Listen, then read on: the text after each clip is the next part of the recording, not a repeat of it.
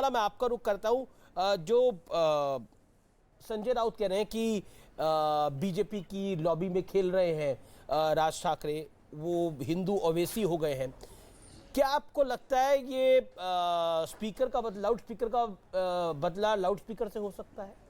देखिए अमीश जी, पहले तो इतनी दुर्भाग्यपूर्ण बात है, मैं खुद महाराष्ट्र से हूँ और हम हमेशा मानते हैं स्वर्गीय बाला साहेब ठाकरे जी हिंदुत्व के शेर थे, हैं और हमेशा रहेंगे। परंतु आज उन्हीं के सुपुत्र ने जिस प्रकार से उनके विवेक पर सवाल उठाए, ये कहा कि उनको बेवकूफ़ बनाया गया, वो कभी बेवकूफ़ नहीं बन सकते थे। परंतु मैं आज सवाल पूछना चाहता हूँ कि कौन बाला साहेब ठाकरे को धोखा दे रहा है?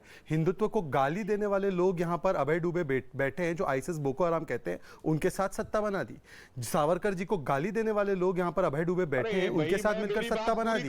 जो श्री राम के अस्तित्व को नकारते हैं उनके साथ नहीं। किशोर जी, आपका शोर बंद कीजिए, ये वोट बैंक का शोर बंद कीजिए किशोर तिवारी, और सुन लीजिए कान खोलकर, ये वो लोग हैं जिन्होंने श्री राम के अस्तित्व को नकारा। ये अमीश जी, मुझे नहीं लगता कि मैं इस प्रकार के शोर और घुसपैठ में बोल पाऊंगा। जनता ने पहले ही इनके एंक्रोचमेंट पे बुलडोजर चलाया है, मुझे और इन पर बुलडोजर नहीं चलाना है।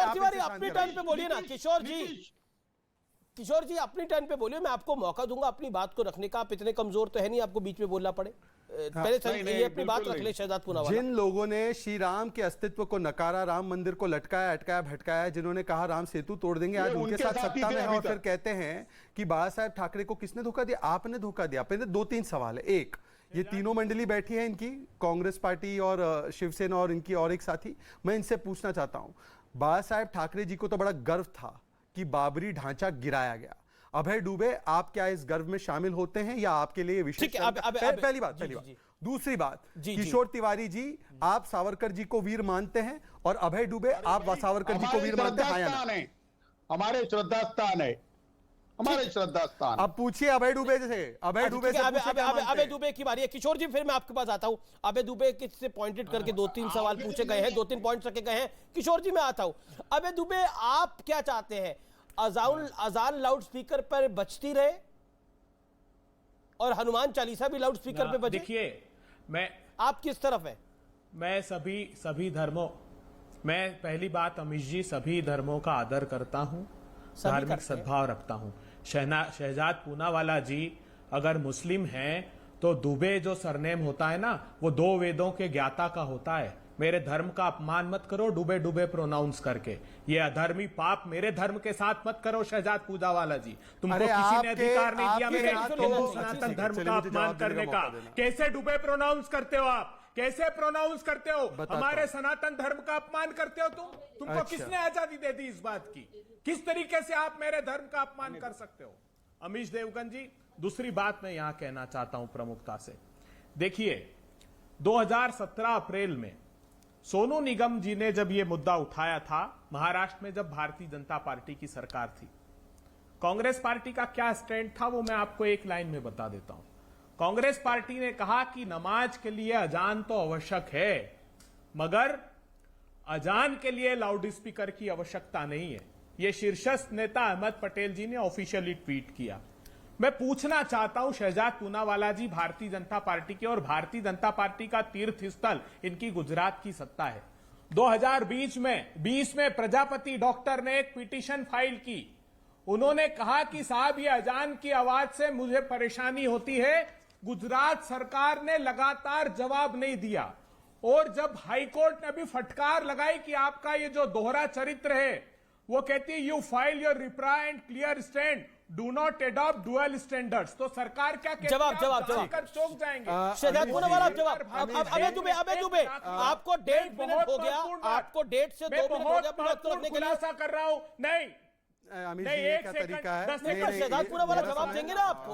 आपने उनकी बात बीच में रोका था। तो अबे दुबे, अब आप अपनी टर्न के लिए वेट करिए, रुकिए, जवाब सुनिए। अबे दुबे, सुनना पड़ेगा जवाब। नहीं, ये गलत तरीका है अमीश जी। उनका इस प्रकार का अतिक्रमण आप जारी रख रहे हैं। अब मुझे तो रोक लिया था आपने। अबे दुबे, देखिए मैं भी उनके ऊपर बोल सकता हूँ। अबे दुबे, इससे नहीं, ये तरीका नहीं है। अबे दुबे जी को रोकना पड़ेगा। मैं अपनी बात दिया। Audio down. Shehzad Poonawalla respond. देखिए, अभय डुबे जी को अपने नाम से तो बड़ी आक्रोश महसूस हुई, परंतु जब राम जी के अस्तित्व को नकारा गया तब इनको कोई आक्रोश महसूस नहीं हुआ जब राम सेतु को तोड़ने की बात की गई, जब कपिल सिब्बल गए थे कोर्ट में और कहा कि राम मंदिर के मामले को टाल दिया जाए, तब इनको कोई आक्रोश नहीं हुआ। हिंदू टेरर कहते हैं तब इनको कोई आक्रोश नहीं हुआ। भगवा को आतंक से जोड़ते कोई आक्रोश नहीं हुआ। आज इनको बड़ा आक्रोश हो रहा है। तो मैं इनसे एक ही सवाल पूछता हूं, मुझे बताइए कि क्यों जुम्मा की नमाज तो सार्वजनिक सड़कों पर जयपुर में पढ़ी गई, परंतु जब हिंदू नववर्ष की यात्रा थी तो 144 अलवर में, अजमेर में, सवाई माधोपुर में लगाया गया। जब जहांगीरपुरी में दंगा होता है, दंगाइयों पर कार्रवाई होती है, वहां पर डेलीगेशन पहुंच जाता है, परंतु करौली का मुख्य आरोपी मतलूब कहां है आज? छाबड़ा का मुख्य आरोपी जो था हिंदू हिंसा वायलेंस का, वो क्यों इफ्तार पार्टी में दिख रहा था अशोक गहलोत के साथ? इसका भी जवाब लीजिए। और 5 मस्जिद के नाम ये किशोर तिवारी मुझे बता दे जहां पर जैसे हनुमान चालीसा पर कार्रवाई की वैसे 5 मस्जिद जहां पर अवैध लाउडस्पीकर को हटाया गया। की भी सरकार है, आप अभय दुबे को भूल अरे अभय दुबे तो जाकर लाउडस्पीकर लगवा रहे जयपुर की सड़कों में, वहां पे तो वो अलविदा जुम्मा ना करवा रहे हैं। अभय दुबे बीजेपी का मौलाना दुबे अलविदा नमाज करवा रहे हैं। जी जी, वो शॉट्स हमने देखे। अलविदा की जो नमाज थी वो जयपुर की सड़कों को रोककर पढ़ी गई, लाउडस्पीकर लगा के पढ़ी गई। बीजेपी कहती है कि आप तो लाउडस्पीकर लगाने वालों में से हैं अजान के लिए। अमीश देवगन ऐसे ही करवा दीजिए मंगलवार को हनुमान चालीसा। सुनिएगा, पूरा देश जवाब दीजिए शहजाद पूनावाला को। पूरा देश सुने इसको। हाँ, देश मैं बता रहा हूं। इस अधर्मी की बात का जवाब मैं देता हूं। क्या कह रहे हैं सुनिए, आप, बहुत महत्वपूर्ण है, पूरा देश सुने।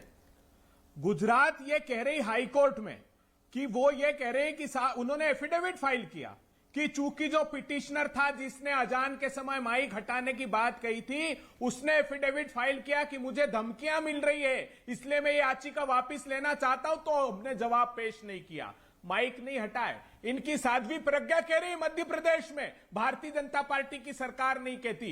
अरे कहां थे राज ठाकरे साहब जब सोनू निगम ने आप इसका प्रश्न खड़ा किया था? आप कह रहे हो कि आज निर्णायक समय आ गया। भारतीय जनता पार्टी के लोग जवाब नहीं कहा। क्यों मेरे हनुमान जी की यात्रा अगर धार्मिक भावना से दिल्ली में निकाली जाती तो अमित शाह उस पर मुकदमा दर्ज कर देते? क्यों खरगोन में 2012, 2015, 2018 पूरी की पूरी हिंदुओं की बस्ती जलाई गई जब तुम्हारी सरकार थी, तुमने उसका संज्ञान नहीं लिया?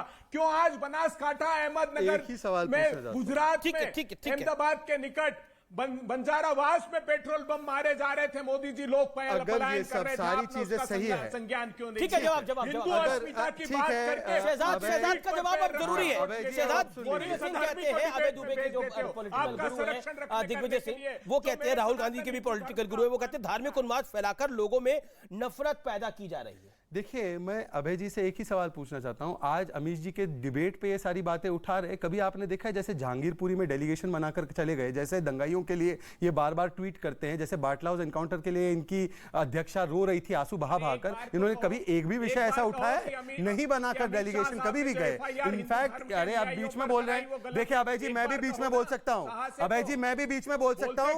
यदि आप अगर आप अपना भोंगा नहीं बंद करेंगे तो मैं भी यहाँ पर संविधान का भोंगा बजा सकता हूं। आप वोट बैंक का भोंगा बजाएंगे तो मैं संविधान का भोंगा बजाऊंगा आपके सामने।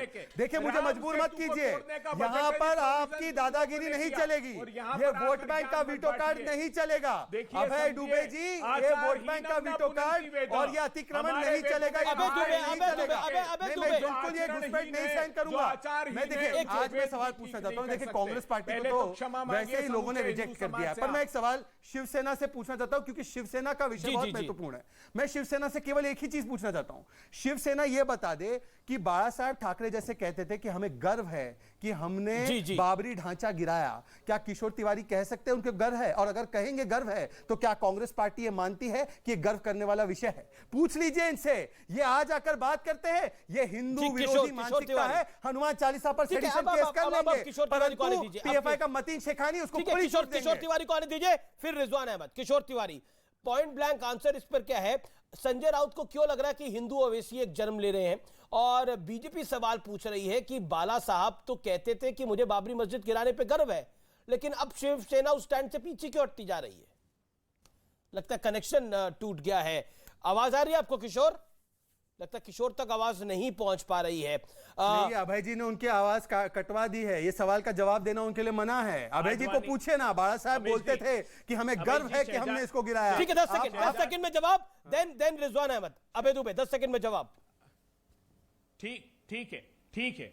आडवाणी जी कहते थे कि कुछ निजी हित साधने के लिए लोग सत्ता पर काबिज होना चाहते हैं मोदी जी के लिए, क्या वो सही कहते थे? ये बताइए। देखिए, मुरली मनोहर मैं जोशी जी विषय कहते किसकी थे बात कर रहा कि हूं? जिस राम विद्यार्थी मंदिर ने और कुछ बाबरी नहीं लिखा ढांचे की। उसको उस क्या पर नंबर बोलिए दे ना, दूं? उस पर तो क्या कल्याण मुरली सिंह जी ने मनोहर कहा, जोशी जी सही एक बोलते नहीं थे? 100 सरकारें शहजाद न्योछावर पूनावाला कर जी देंगे। बताइए ना, ये देश को- कमिटमेंट है देश हिंदुत्व का का। और ये सांप्रदायिक शिवसेना को सौहार्द देखिए, आज मुझे देखो, बिगाड़ने की कांग्रेस पर तो कोशिश कोई मत तरस नहीं कीजिए आता, आप। कांग्रेस तो मेरी- की मेरी ऐसी। क्या शिक्षा परंतु है वो बता शिवसेना की देता हूं। मजबूरी अमित देखिए देवगन कि जी, शिवसेना के मेरे- ठीक है, मेरी एक बार आप दोनों को मैं क्या शिक्षा है वो शांत सुन करूंगा, लीजिए। आप दोनों को मैं शांत करूंगा। रिजवान अहमद को मैं लेके आता हूं।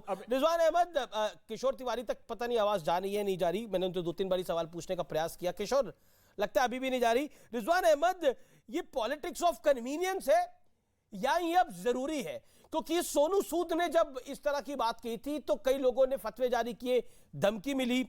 अब राज ठाकरे